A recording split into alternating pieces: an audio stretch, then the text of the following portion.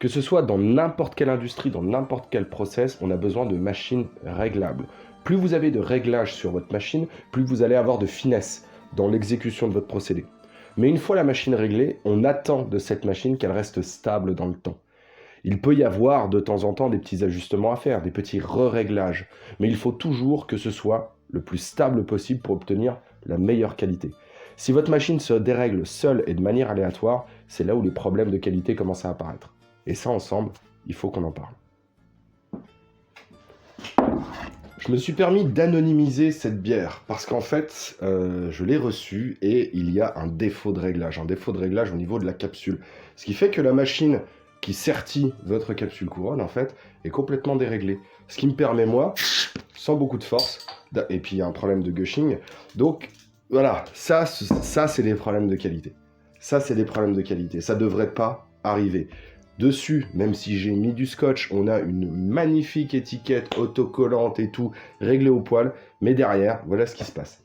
Donc moi, je vais me permettre de reprendre une de mes productions, non pas pour critiquer les autres, mais je pense que je consomme déjà assez de bière pour me permettre de boire des choses que j'aime bien.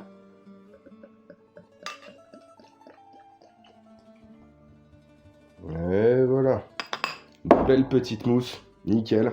La bière et ses défauts, on pourrait en parler pendant des heures. Mais vous n'êtes pas venu pour ça. Le block hop-up. Quelles sont les caractéristiques d'un bon block hop-up? Alors, on va les lister ensemble parce qu'en fait, finalement, cette petite pièce, alors j'en ai d'autres, hein. Ici, c'est AK, voilà, il fallait que je présente le premier. Ici, j'ai un petit Rotary de chez ATM, qui est très très bien, pas cher du tout. Là, je vais avoir ça c'est un Modify, pareil, c'est pour du V2.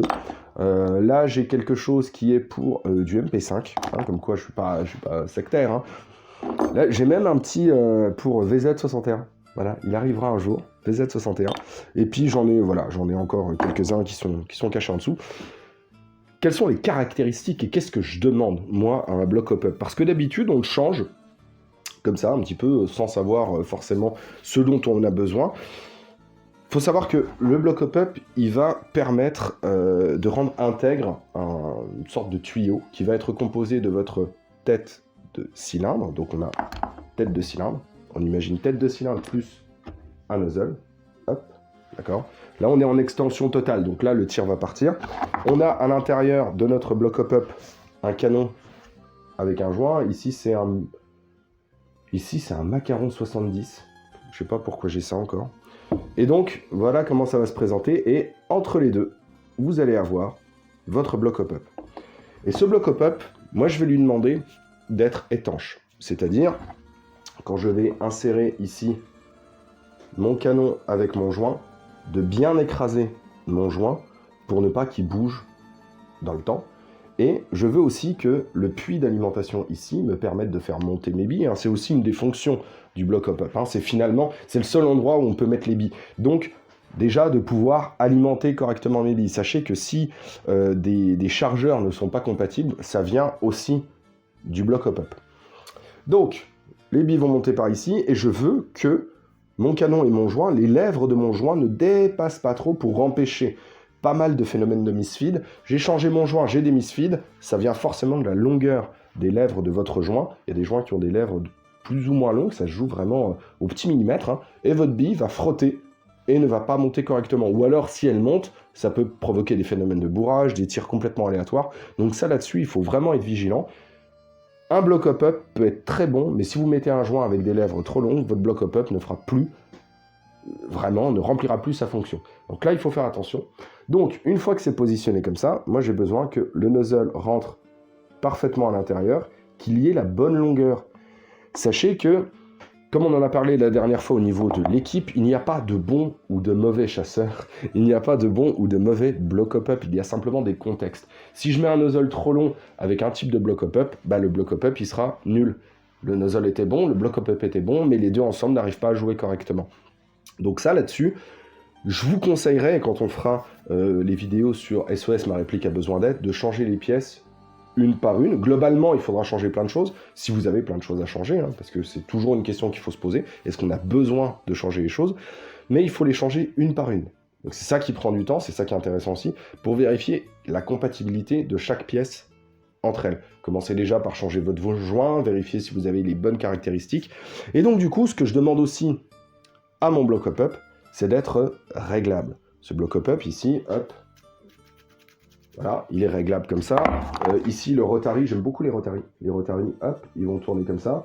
Acturus, pour des blocs hop-up AK, on a quelque chose qui tourne au-dessus, qui est un Rotary, mais qui, déjà, j'en ai pas eu entre les mains, mais qui ne passe pas dans toutes les répliques. Donc ça aussi, voilà, problème de compatibilité. Même si le bloc est génial, des fois, bah, il passe pas sur votre réplique. Ça en fait pas un mauvais, mais simplement, bah, il est juste pas adapté. Ça, on a mis partout.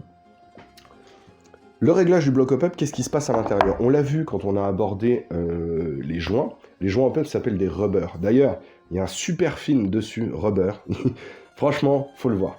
Faut le voir, ça vous permettra de gagner peut-être 50% sur quelque chose. Mais Rubber, vraiment, pensez-y, regardez-le, parce que c'est vraiment génial. Donc votre rubber, il est à l'intérieur. Et ici, notre tige de réglage va écraser ce qu'on appelle une patte d'appui. Alors, les pattes d'appui, il y en a de plusieurs styles. Soit vous avez des pattes d'appui, alors, hop, on va défaire celle-là assez rapidement.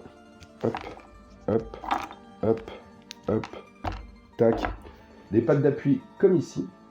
Voilà. Vous allez devoir mettre ici un hub ou un bucking, ça dépend de comment on l'appelle, qui va presser sur votre joint et donc faire un bourrelet à l'intérieur. Et vous en avez d'autres, comme ici, ça c'est des pattes d'appui de chez Airsoft Pro pour leur bloc hop-up VSR10.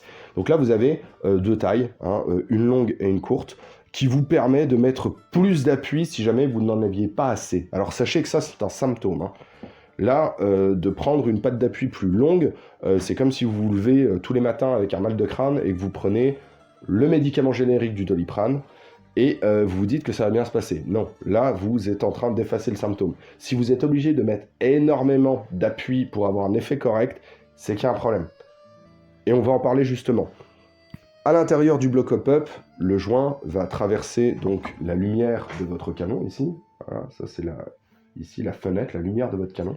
Et donc, plus vous allez écraser, plus vous allez donner de l'effet. Mais il faut savoir que cet effet, ce frottement, on en a parlé lors de la vidéo sur les joints hop-up, hein, c'est pour ça que celle-ci arrive après. Ce que je dis assez régulièrement par message, les vidéos se suivent. Les vidéos, on ne le sent pas forcément, mais les vidéos se suivent. Il faut parler d'un sujet avant d'en aborder un autre, et ainsi de suite. Dans votre bloc hop-up, qu'est-ce qui se passe? Imaginez que vous ayez réglé votre bloc hop-up pour avoir une bonne trajectoire. Prochaine vidéo, hein, pensez-y. Une bonne trajectoire. Et que vous changez votre grammage de billes. Imaginons dans le premier cas, on était en 0,32 et on était à 300 fps. D'accord? On avait la bonne trajectoire. Si je ne change pas mon réglage de bloc hop-up, hein, je reste sur ce réglage-là, et que je mette la 0,25. Ce qui va se passer, c'est que ma vitesse va augmenter. Ma puissance n'augmentera pas, parce que la puissance reste la même, mais ma vitesse va augmenter. Et qu'est-ce qui va se passer? C'est que je vais donner beaucoup plus d'effets. Tout ça pour illustrer le fait que la vitesse et le spin, donc du coup l'effet Magnus, le lift, sont intimement liés. Plus vous avez de vitesse avec un même réglage de hop-up, plus vous avez de vitesse au départ, plus vous allez lifter votre bille. Et ça, c'est important de le garder en tête. C'est important de le garder en tête pour les prochaines vidéos. Le lift et la vitesse sont intimement liés. Donc, ce qui se passe au niveau de ce bloc hop-up, c'est vraiment le début de votre trajectoire. Donc, imaginez que je l'ai réglé correctement. Et bah, forcément, hein, c'est un AEG ou même un GBBR, c'est plus le cas. C'est encore plus flagrant sur le GBBR. Il y a du choc. Il y a du choc et on le verra aussi sur une recoil shock en AEG. Il faut que je la termine d'ailleurs, peut-être aujourd'hui.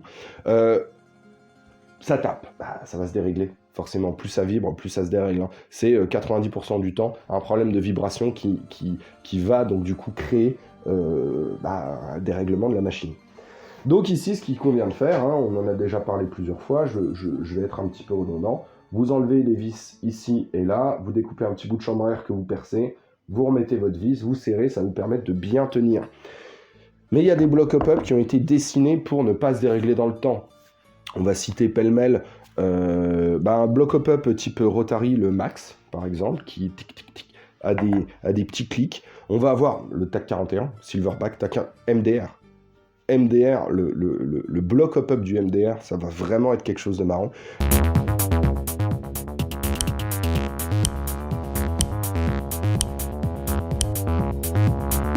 Donc max, MDR, on va avoir le Reelsword Sima SVD aussi, qui ne se dérègle pas, qui a une plage de réglage qui est vraiment, vraiment bonne. Le petit regret que j'ai, j'en avais parlé avec le block hop-up du SVD, c'est qu'on ne sait pas où est le 0. En fait, ça c'est un peu dommage. Alors que sur le TAC 41, on sait où est le 0. Vous faites un tour complet, tac, on repart à 0. Ça pareil, ça évite d'écraser, enfin, ça a été super bien pensé. On a le max, le Acturus aussi, et même le ATM, hein. Enfin quand je dis même, le ATM, avec ce joint torique qui est ici, tac, une fois que c'est bien enfoncé, on peut tourner, et on a besoin de force pour tourner, mais ça ne se dérègle pas dans le temps. Et ce que je demande, moi, à un bon block hop-up, parce que je vais pas citer plus de marques en vous disant prenez ceci, prenez cela, prenez... Ça dépend, comme je vous ai dit, de la taille de votre nozzle, ça dépend de la taille de votre joint, parce que c'est encore un triangle, hein. Nozzle, block hop-up, joint. Voilà, s'il y en a un des deux, comme on l'a vu, combien vaut ma réplique, bah, s'il y en a un des deux qui n'est pas adapté, bah, il n'y a plus rien qui est adapté, quoi. Renseignez-vous sur ce que vous allez modifier. Et ensuite, faites vos tests. Faites vos tests. On me demande assez régulièrement qu'est-ce que tu penses de... Bah, je sais pas, je l'ai pas eu dans les mains. 90% du temps, je modifie mon block hop-up d'origine pour obtenir quelque chose qui soit stable dans le temps. C'est vraiment mon critère de base. Je veux que ça se règle et que ça se dérègle pas. Il ne fait pas que réaliser la jonction entre le nozzle et votre lèvre de joint. Il sert, on l'a vu, à l'alimentation de la bille. Il va servir à écraser votre joint, donc à régler votre effet hop-up. On lui demande aussi de ne pas se dérégler. Mais aussi, on va lui demander de caler correctement le canon. Oui, ça j'aurais dû le citer quasiment en premier. Vous avez ici, quand vous l'avez installé, hop, tac, sur vos blocs hop-up, une petite pièce ici qui va permettre de verrouiller grâce aux encoches. Hein. Voilà, les encoches qui sont hop, de part et d'autre. C'est pour ça qu'il y a des canons qui sont plus ou moins compatibles. Ce qui est bien avec les ATM, c'est qu'ils ont fait plein d'encoches. Donc du coup, on peut les mettre sur plein de choses. C'est un premier pas, ce qu'on a vu ici sur le bloc hop-up. Ça va nous permettre de bien définir nos attentes, bien se poser la question de pourquoi on doit le changer, ne pas critiquer le bloc hop-up parce qu'il ne fonctionne pas, parce que votre équipe est mal composée, hein, tout simplement. C'est un premier pas pour s'approcher tout doucement du réglage des optiques.